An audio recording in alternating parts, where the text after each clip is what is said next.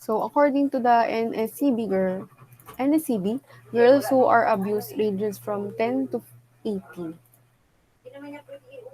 Next. Ay nga, Diyos ko dahil. Woo! No.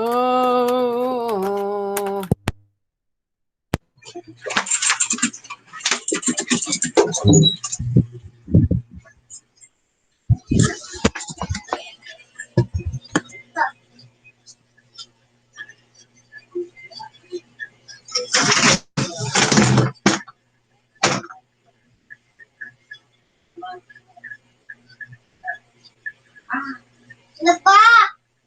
Jar, hindi mo ka maingay ah.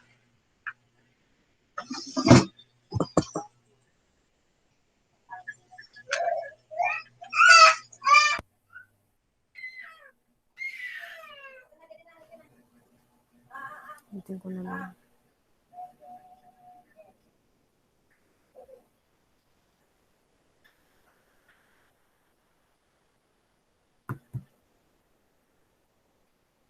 Tapos na pala to.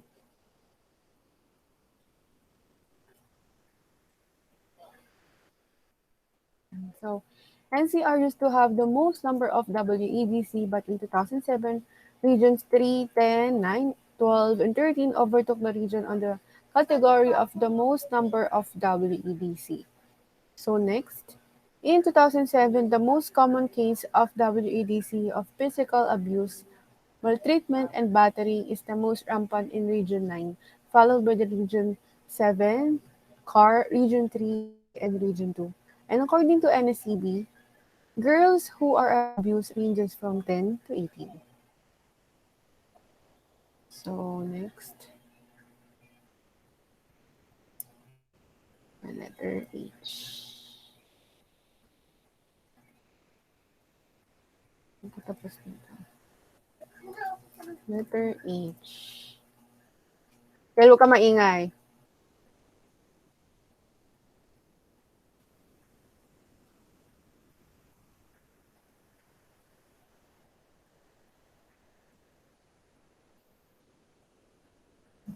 So why is there gender-based violence is a problem? So number one, gender-based violence is a human rights violation. It's an unrelenting assault on a human dignity, depriving people of their rights. Freedom from violence is a fundamental human right. Next, gender-based violence undermines a person's sense of self-worth and self-esteem. Of course, it affects not only physical health but also the mental health. Um we all, we all know how important our mental health is, and it may lead to self-harm, isolation, depression, and suicidal attempts. So we are really bang English na masabi.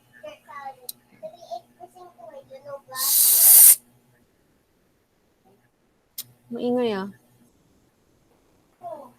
We are very lucky. Yan.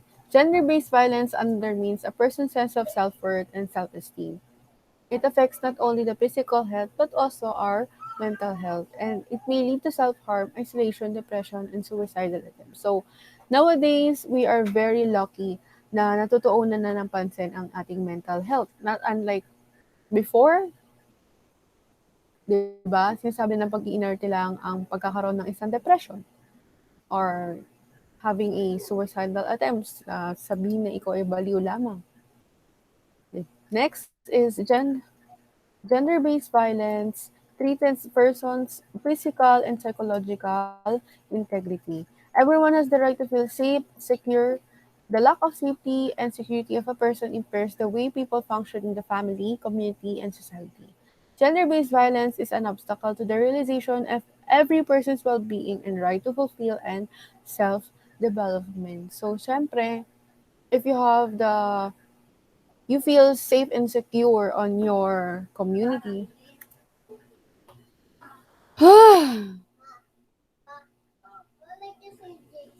Oo, kung saan ako pumunta, Diyos ko, doon ng bunganga-bunganga, nakakainis na.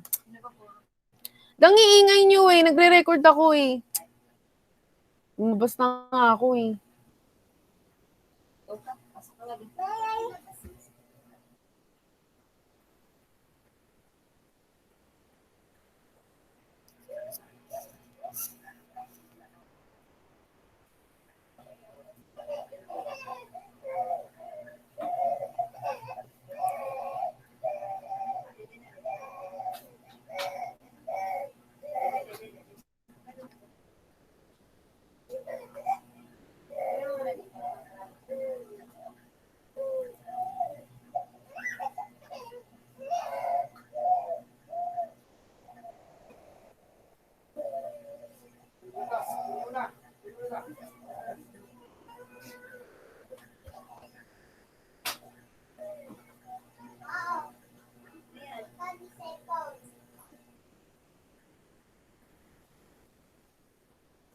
Ay, nababad trip na ako.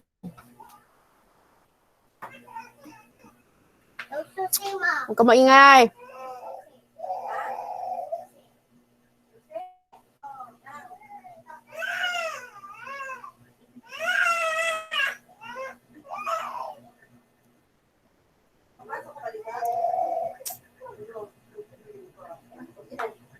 Bresit mo ulo mo.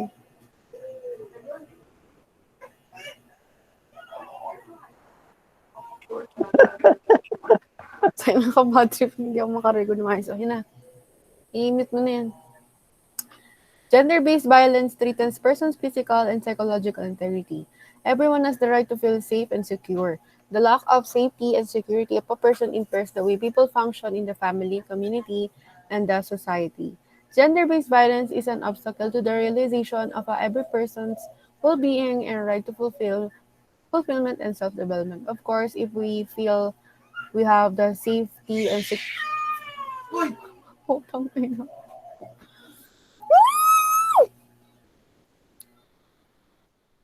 Ulitin ko na naman to, hay.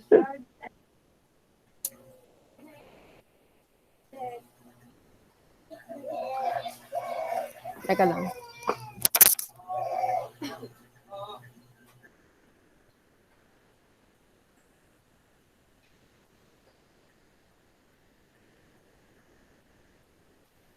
Letter C din pala. Okay, ulit. Huwag pala ka dito, ah. Ipal ka. Gender-based violence threatens persons' physical and psychological integrity. Everyone has the right to feel safe and secure. Takin to ipal ni raise ng hand.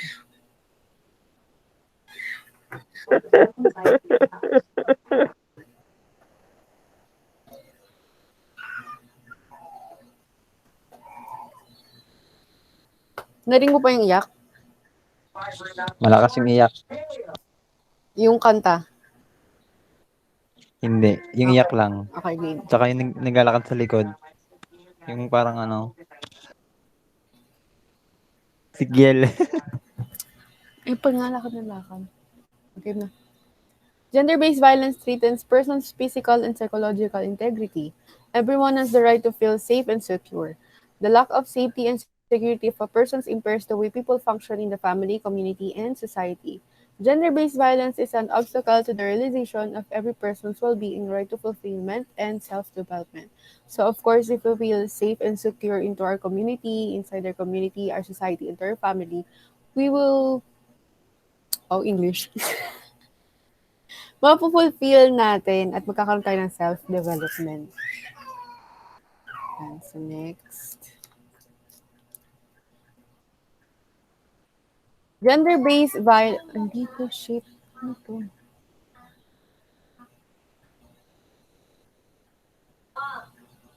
Wala to dito.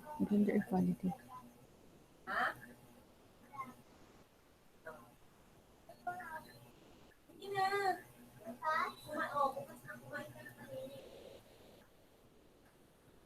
One, based violence sa self-worth. Ito. Gago ka tong ano ko. Kopya ko. Discrimination, obstacle to gender equality. Ayun. Next is gender-based violence is an obstacle to gender equality. Gender-based violence contributes to cultivating a heteronormative society and the power of men. Gender equality entails equal rights for people of all genders as well as the same visibility, empowerment, responsibility, and participation. In all spheres of public and private life, it also implies equal access to distribution of resources between men and women. So, ngayon namang nowadays, gender equality ay isinusulong na mas napagtutuunan na lang ng pansin dito sa ating bansa at hindi na nagkakaroon ng diskriminasyon. Hindi naman, nape-pressure ako, pwede ba umalis ka? Char lang. Hindi ko kasi nireview to. Ngayon lang ako nag ano, parang nasa isip ko yung nasasabihin ko. Magaling kang kupal ka. Okay, explain ko na. So, we all know that gender equality today ay nabibigyan na ng pansin dito sa Pilipinas at maging sa ibang bansa. May concert. Yan. Dito muna ako. Paalam. Sige, lumayas ka na. Fuck you. So, we all know naman ang gender equality ay natupagtutuunan na ng pansin. So, there's still a discrimination, pero hindi na katulad ng dati. Well, unlike dati na mas talamak ang discrimination about different sexes, di ba? Like the LGBT community, hindi pa ganun katanggap. Hindi pa ganun katanggap. Tangin ng bata to. Hindi pa ganun katanggap sa ating society. So, people, next. Gender-based violence is underreported and the perpetrators often get off scot-free. So what does that mean? The myths of what happened at home should stay at home, and it is nobody's business. What happens in family is very common. So, typical Filipino family, ganyan ang kasabihan. It means denouncing the violence as well as the provision of help and support services very difficult and exposes the abused person to the greater harm which may end up dramatically.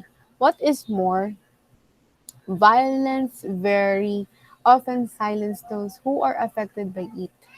By failing to speak out against domestic violence, we also mirror the techniques used by the perpetrator. So, for example, inside of our family, there's a perpetrator or who does violation to the one of our members of our family. So, 'di ba, yun na ang kasabihan ng isang typical Filipino family. What happens at home should stay at home.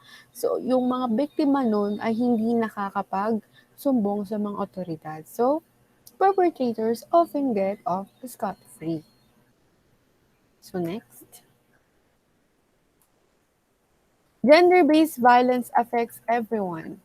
Children raised in families where a woman is battered are automatically victims of violence. So why? Because sometimes not physical but also psychological. So why they are also the violent why they are also victims of violence because they witness violence and may get an impression that such behavior is justified or normal. So, 'di ba? Sa isang family, inside a family, if there's a violation nga, yung nawi-witness ng batang yun habang lumalaki siya, sa tingin niya ito ay normal. So, yun na ina-adapt niya. So, in other words, they will learn violence. Gender-based violence affects family members, friends, and colleagues. Of course, the people who surrounds them are the one who affects. So next, gender-based violence has a very economic cost. It requires the involvement of different services like medical, psychological, police, or justice system, and results in loss of resources or employment by victims. So it makes people achieve in work and education and negatively impacts their productivity. So, di ba naman, if you're where if you are a victim of a violation, any forms of violation, maaapektuhan nito yung pang-araw-araw na buhay mo. So, it will affects really. It really will have a negative impact in your productivity. Here, so the United Nations Convention na Elimination of All Forms of Discrimination Against Women, or the CEDAW, which prohibits discrimination on the basis of sex. Countries that sign and ratify the convention are obliged to adopt all necessary measures to ensure that women enjoy equality with men, meaning that they should adopt necessary legislation on combating discrimination and advancing women's rights. So this CEDAW are the ones who make sure that women shares the same respect and equality with men. Next. Human rights education has a crucial here to play. Oh. Ulo ko.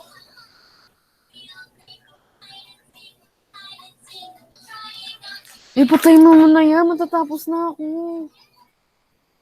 Kyle, patay mo nga yung video. Human, human rights education is a crucial here to play. Only when people know what human rights they have and they have...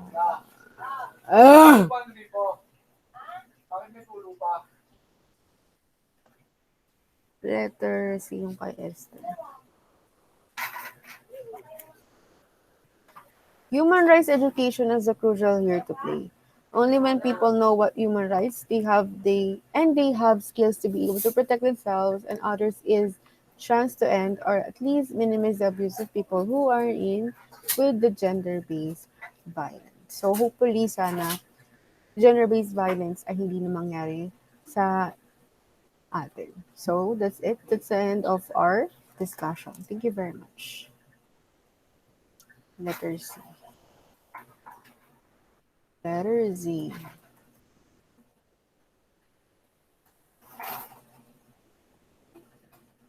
So, letter C. Ito yun.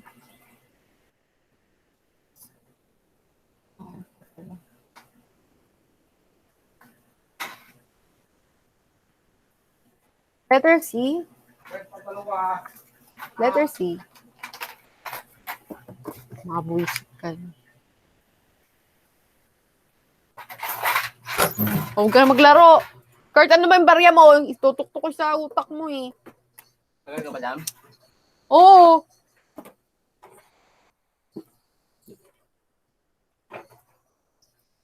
Ilayo nga yung headset mo.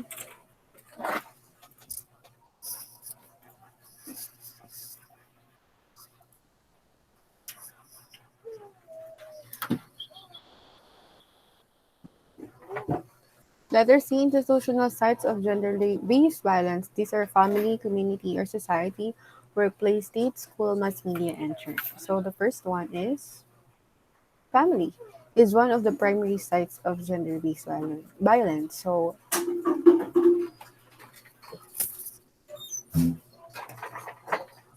is one of the primary sites of gender-based violence. So dito natin unang nasasaksihan ng violence inside our family. So hindi naman natin Saan galing yan? Round 2 na. Yun na pala nun, ma? Wala. Round 2 lang. Pag may papasok ng room, may tutunog na. Parang ano. So may tutunog. Hindi ka nakasali. Pag ikaw yung champion. Imposible mo mag-champion doon. It's one of the primary sites of gender-based violence. So, ikaw.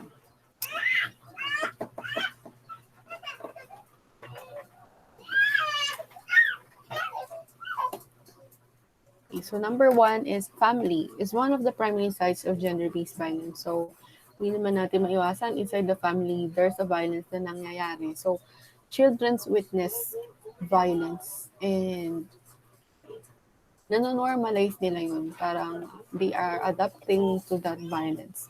So, second one is community and society. Hindi nga makukuhay sa'yo yan kasi nga wala kang bato sa kwarto. Kurt, mamaya ka na dumaldal, pwede? Kanina nagre-record ako, tuktok ka ng tuktok ng ano mo dyan, alkansya. Community and society. As a group sharing common social, cultural, religious, or ethnic belonging, it perpetuates existing family structure and power inequalities in family and society. So, in a society, hindi naman natin maiwasan na there's always a competition. So, if there's a competition, mali pala. So, in a community or society, of course, we have different religions, cultures na pinaniniwalaan. So, doon nagsa-start yung gender, ano ba to?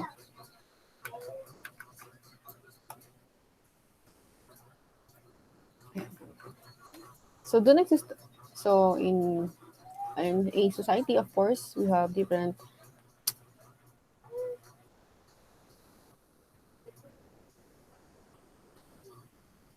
we have different social, cultural, religious, and ethnic belonging. So, kahit na we we are group. So, dahil kahit na meron tayong pagkakaiba. So, dito nagsistart yung inequalities in families and the society. Next, workplace is also a site of violence, either in governmental service or in private companies. Women are vulnerable to sexual aggression. So, women, lagi silang nakaka-experience ng sexual aggression towards their bosses or co-workers. So, in a workplace, syempre, meron talagang hindi maiiwasan na mas inakat na niya. Number four, state. Legitimize power inequalities in family and society and perpetuates gender-based violence through enactment of discriminatory laws and policies or through the discriminatory application of the law. So, in state or inside kaya sa loob ng ating bansa, my God, ba't nandito ka na naman? Ikikik na kita! Wag. So, ano Grabe nga eh. sinasabi ko eh. Report talaga ng kaklase ko to. Lahat ng report dito. Ba't ikaw nagre-report? Kasi nagre-record sila kanina, tapos hindi siya sumali. Eh, yun yung nakaaway ko dati na ano eh. Hindi Si nag-participate. Si Sabog si Esther. Dalan. Oo, girl. Itong state, AME ko na lang to. Ay, itong part niya. Konti lang naman to eh. Ay, no, dalawa na lang. Go. Dalaw-dalaw lang. Tangin ng Visit 1.16. Visitor sheet. Mami, tanong ako, ma'am. Fuck you. Mag-start na ako. Okay. State. Legitimize power inequalities in family and society and perpetuates gender-based violence through enactment of discriminatory laws and policies or through discriminatory application of the law. So, dito sa bansa natin, talamak ang pag-aabuso sa power ng may talaga. Okay, wait lang. So, here in our country, talamak ang pag-aabuso sa kapangyarihan ng mga government officials. So, yung mga laws are hindi nila na papalaganap ng mas mabuti. So, corruption, like that. And there's okay na yung putang ina. Next. What an English. Siya mag-share na rin eh. Okay, game. School. Related gender-based violence is defined as act or threats of sexual, physical, or psychological violence occurring in around school. So, in school-related gender-based violence or SRGB is a phenomenon that affects millions of children, so families, and communities and occur in all the countries in the world. So, first one is let me explain the violation, the discrimination inside the school. So, John, si John.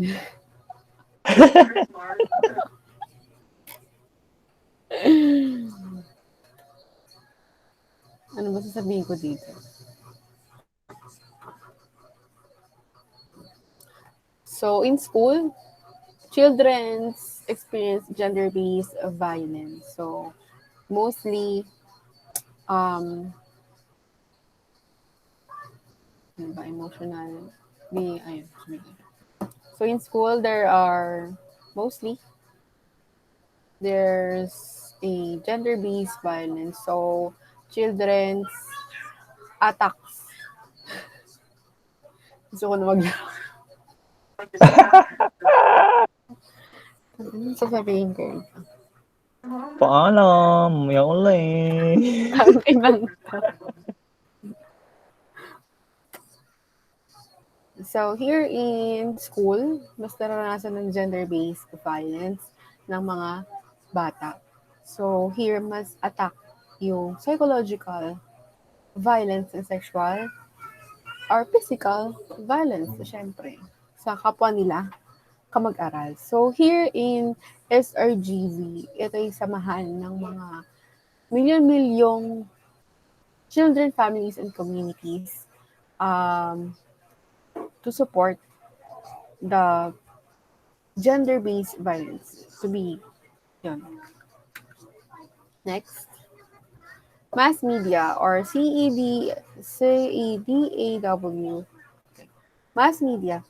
CEDAW calls to the responsibility of the media in the elimination of violence against women and girls. So, mass media, we all know talamak ang fake news. So, I can't recall kung may mga violation pa ba? May nababalita pa bang violence na pinapanigan ng mass media ang violation about